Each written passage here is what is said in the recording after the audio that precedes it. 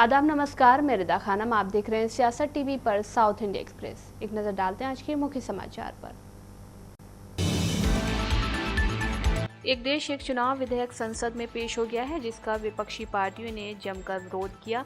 कांग्रेस इसे असंवैधानिक बताते हुए कहा कि सरकार इस बिल को तुरंत वापस ले। कांग्रेस ने कहा कि इस बिल को पेश कर केंद्र सरकार ने देश की आत्मा पर चोट की है। एमआईएम सांसद असदुद्दीन ओवैसी ने इस बिल का विरोध करते हुए इसे असंवैधानिक बताया। उन्होंने कहा कि ये बिल अप्रत्यक्ष रूप से लोकतंत्र की राष्ट्रपति शैली का परिचय देता है। इसे केवल एक बड़े नेता के अहंकार को संतुष्ट करने के लिए पेश किया जा रहा है। हैदराबाद के सांसद असदुद्दीन ओवैसी ने कहा है कि विधेयक राजनीतिक लाभ और सुविधा को बढ़ावा देने के लिए है। ये विधेयक क्षेत्रीय दलों को खत्म कर देगा, इसलिए मैं इस विधेयक का विरोध करता हूं। इस विधेयक के पेश होने के बाद केंद्रीय मंत्री अर्जुन राम मेघवाल लोकसभा अध्यक्ष ओम बिरला से इस पर और विचार विमर्श के लिए संसद की संयुक्त समिति के पास भेजने का अनुरोध किया। मूसी नदी को पुनर्जीवित करने के लिए तेलंगाना सरकार की 1.5 लाख करोड़ रुपए की सौंदर्यीकरण परियोजना पर बीआरएस एमएलसी के कविता ने कहा कि तेलंगाना में कांग्रेस सरकार 1.5 लाख रुपए की लागत से मूसी नदी को साफ करने की परियोजना शुरू कर रही है, लेकिन जब हम सफाई के लिए परियोजना को देखते हैं, गंगा नदी अब तक 42,000 करोड़ रुपए खर्च कर चुके हैं। इसी तरह साबरमती और नर्मदा नदियों की सफाई के लिए भी कांग्रेस सरकार ने परियोजना का कोई विवरण नहीं दिया है। लेकिन आज यहाँ तेलंगाना में एक मूसी नदी है, इसका क्लीनिंग के लिए यहाँ के कांग्रेस गवर्नमेंट एक प्रोजेक्ट टेकअप कर रही है और वो बताते हैं कि इसका खर्चा 1,50,000 करोड़ होने वाला है। जब हम गंगा का प्रोजेक्ट का भी कॉस्ट देखेंगे आज तक उसका सिर्फ 42,000 करोड़ हुआ है। नर्मदा, साबरमती, इन सब का भी 2-3 हज़ार करोड़ों में उन्होंने क्लीनिंग का प्रोजेक्ट किया है।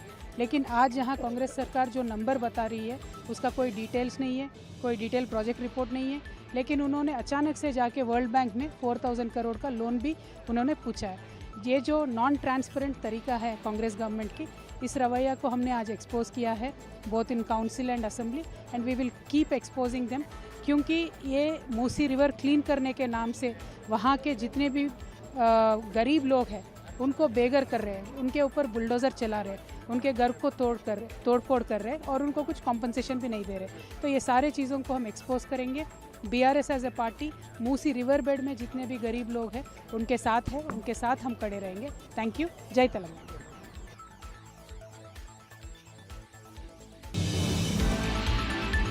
बीआरएस के विधायकों ने लगाचर्ला के किसानों के साथ कथित दुर्व्यवहार पर कांग्रेस सरकार के खिलाफ अपना आक्रोश व्यक्त करते हुए तेलंगाना विधानसभा में एक नाटकीय विरोध प्रदर्शन किया। ये विरोध उन रिपोर्ट से भड़का था कि भूमि अधिग्रहण के मुद्दे पर सरकारी अधिकारियों के साथ टकराव के कारण किसानों को गिरफ्तार किया गया था। पूर्व मंत्री टी हरीश राव के नेतृत्व में बीआरएस विधायकों ने काली शर्ट और हथकड़ी पहनकर विधानसभा में प्रवेश किया और राज्य सरकार के खिलाफ नारे लगाए।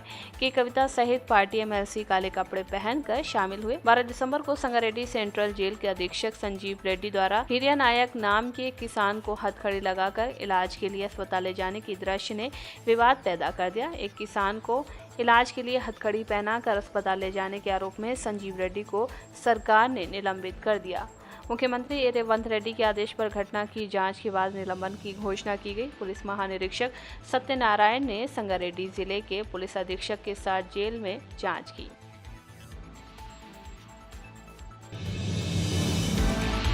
एआईएमआईएम के फ्लोर लीडर अकबरुद्दीन ओवैसी ने कांग्रेस सरकार को चेतावनी दी है कि अगर बीसी, एससी, एसटी और अल्पसंख्यक छात्रों के लिए छात्रवृत्ति और शुल्क प्रतिपूर्ति का बकाया तुरंत नहीं दिया गया तो उनकी पार्टी सड़कों पर उतरेगी। विधानसभा में बोलते हुए ओवैसी ने सरकार को याद दिलाया कि पिछले प्रशासन ने अविभाजित आंध्र प्रदेश अवधि से छात्रवृत्ति बकाया का भुगतान किया था। उन्होंने वर्तमान कांग्रेस सरकार से भी ऐसा करने का आग्रह किया। कॉलेजों को उन छात्रों को प्रमाण पत्र जारी करने के लिए कहा गया है जिन्होंने अपनी शिक्षा पूरी कर ली है।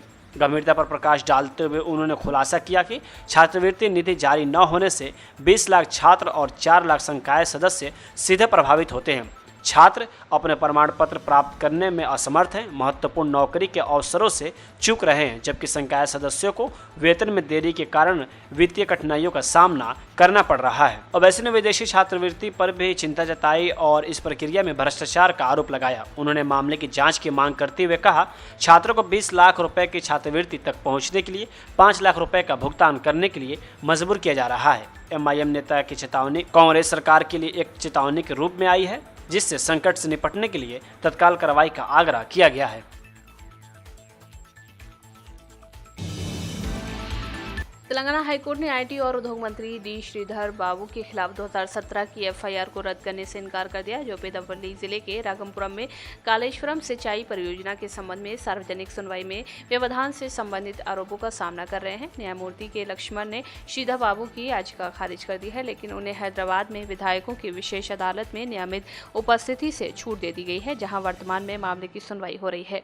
बसंत नगर पुलिस द्वारा 23 अगस्त 2017 को दर्ज की गई एफआईआर में श्रीधर बाबू और 13 अन्य पर सुनवाई के दौरान तत्कालीन मुख्यमंत्री के चंद्रशेखर राव के खिलाफ नारे लगाने और मंच पर कुर्सियां फेंकने का आरोप लगाया गया। अपने बचाव में श्रीधर बाबू ने तर्क दिया कि एफआईआर में आरोपों को साबित करने के लिए पर्याप्त सबूतों का अभाव है और दावा किया कि वे कार्रवाई को बाधित करने के लिए मंच पर नहीं आए थे। न्यायाधीश ने कहा कि ऐसे मामलों का निर्धारण ट्रायल कोर्ट द्वारा किया जाना चाहिए। वायनाड से लोकसभा सांसद प्रियंका गांधी आज संसद में एक बैग लेकर पहुंची, जिस पर बांग्लादेशी हिंदुओं और ईसाइयों के साथ खड़े हो लिखा था। एक दिन पहले वे फिलिस्तीन को समर्थन करने वाला बैग लेकर पहुंची थी, जिस पर फिलिस्तीन आज़ाद होगा लिखा था। इस पर भी विवाद हुआ था। प्रियंका ने सवाल उठाने वालों से कहा था कि मैं कैसे कपड़े पहनूंगी, इसे कोई और तय नहीं करेगा। बरसों से चल रही रूढ़िवादी पितृसत्ता को मैं नहीं मानती, मैं जो चाहूंगी वही पहनूंगी। फिलिस्तीन का सपोर्ट करने पर पाकिस्तान सरकार में पूर्व मंत्री फवाद हसन चौधरी ने भी उनकी तारीफ में कहा कि हमारे सांसदों में इतनी हिम्मत नहीं। लोकसभा में सोमवार को भी प्रियंका गांधी ने प्रश्नकाल से सवाल किया था। उन्होंने कहा कि मैं सबसे पहले जिस मुद्दे पर चर्चा करना चाहती हूँ वो ये है कि इस सरकार को बांग्लादेश में हिंदू और ईसाई अल्पसंख्यकों पर हो रहे अत्याचारों के खिलाफ आवाज़ उठानी चाहिए, उनसे बातचीत करनी चाहिए और उनका समर्थन लेना चाहिए। दूसरा मुद्दा यह है कि आज सेना में मुख्यालय में एक तस्वीर उतारी गई है, जिसमें पाकिस्तानी सेना भारतीय सेना के सामने आत्मसमर्पण कर रही है। कांग्रेस सांसदों ने नारेबाजी करते हुए केंद्र की मोदी सरकार से अपील की कि बांग्लादेश में हिंदू समुदाय के खिलाफ हो रहे अत्याचारों को तुरंत रोकने के लिए जरूरी कदम उठाए जाएं। वन नेशन वन इलेक्शन पर कर्नाटका कांग्रेस के विधायक रिजवान अरशद ने कहा कि ये बिल लोगों का ध्यान भटकाने और विपक्ष को कई मुद्दों पर सवाल उठाने से रोकने के लिए लाया गया है। जहां तक मेरा सवाल है, ये बिल जल्द ही सामने आएगा। कथित MUDA घोटाले पर कर्नाटका भाजपा अध्यक्ष VY विजेंद्र येदियुरप्पा की मांगों पर उन्होंने कहा कि शर्मनाक है जब उनके अपने अल्पसंख्यक आयोग के अध्यक्ष जिन्होंने अपनी रिपोर्ट पेश की है, उन वीडियो पर दावा किया गया है कि विजेंद्र ने अपने दावे को वापस लेने के लिए उन्हें 250 करोड़ रुपए रिश्वत देने की कोशिश की। CBI नियंत्रण में है केंद्र सरकार के, वे जांच को रफा दफा करना चाहते हैं।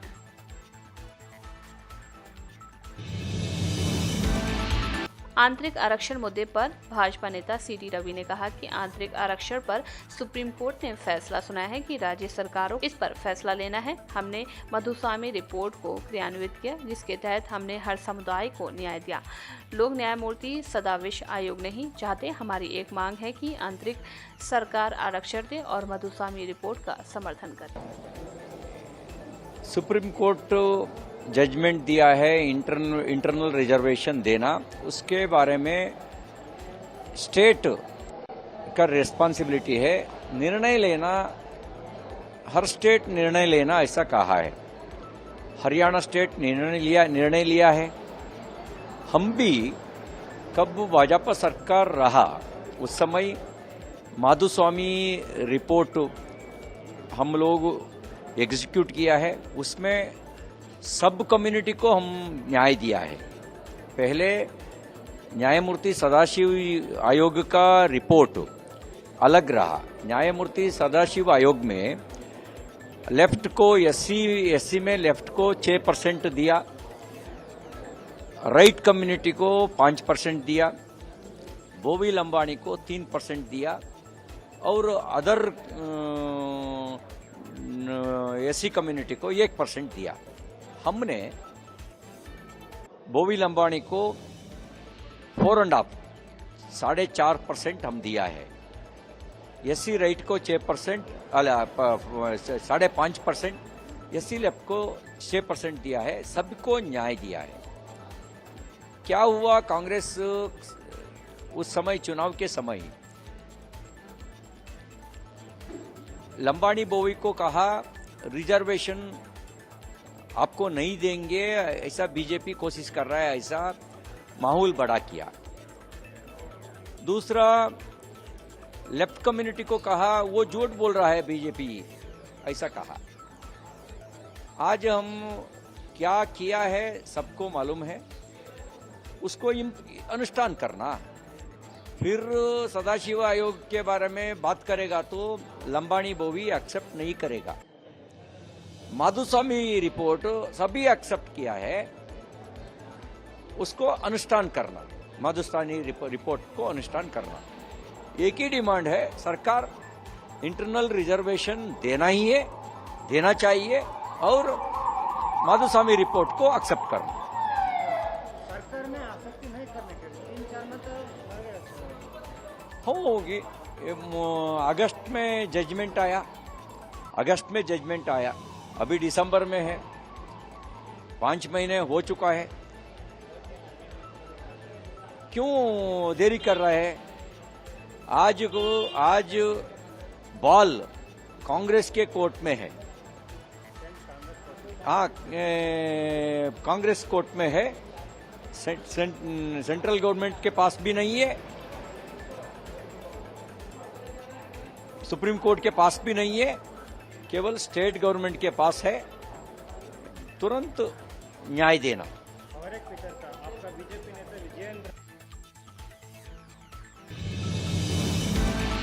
आंध्र प्रदेश के मुख्यमंत्री एन चंद्रबाबू नायडू ने कहा कि उनकी सरकार ने पोलावरम परियोजना को अक्टूबर 2026 तक पूरा करने का लक्ष्य रखा है। उन्होंने अधिकारियों को दिसंबर 2025 तक डायफ्राम दीवार को पूरा करने का निर्देश दिया। मुख्यमंत्री ने अपने कैबिनेट सहयोगियों और अधिकारियों के साथ एलुरु जिले के पोलावरम में गोदावरी नदी के पार परियोजना स्थल का दौरा किया। स्थल के हवाई सर्वेक्षण के बाद उन्होंने एक बैठक की, जहां उन्होंने संबंधित अधिकारियों को साफ दिशा निर्देश जारी किए। पोलावरम को एक प्रतिष्ठित परियोजना की मान्यता दिलाने की आवश्यकता पर बल देते हुए उन्होंने अधिकारियों से परियोजना कार्यों को युद्ध स्तर पर पूरा करने के लिए कहा। मुख्यमंत्री ने कहा कि निर्धारित लक्ष्यों को प्राप्त करने के लिए अधिकारियों को यथार्थवादी दृष्टिकोण के साथ कार्यों को पूरा करने के लिए और अधिक कुशलता से कार्य करना चाहिए। सिंचाई विंग के अधिकारियों और परियोजना की देखरेख करने वाली इंजीनियरिंग फर्म के प्रतिनिधियों को तकनीकी मुद्दों की ठीक से पहचान करनी चाहिए और सटीकता के साथ समय पर पूरा करने की योजना तैयार करनी चाहिए। मुख्यमंत्री ने कहा कि अगली बैठक के रूप में परियोजना कार्यों की प्रगति और योजनाओं को कैसे आगे बढ़ाया जा रहा है, इसकी समीक्षा पर ध्यान केंद्रित किया जाएगा।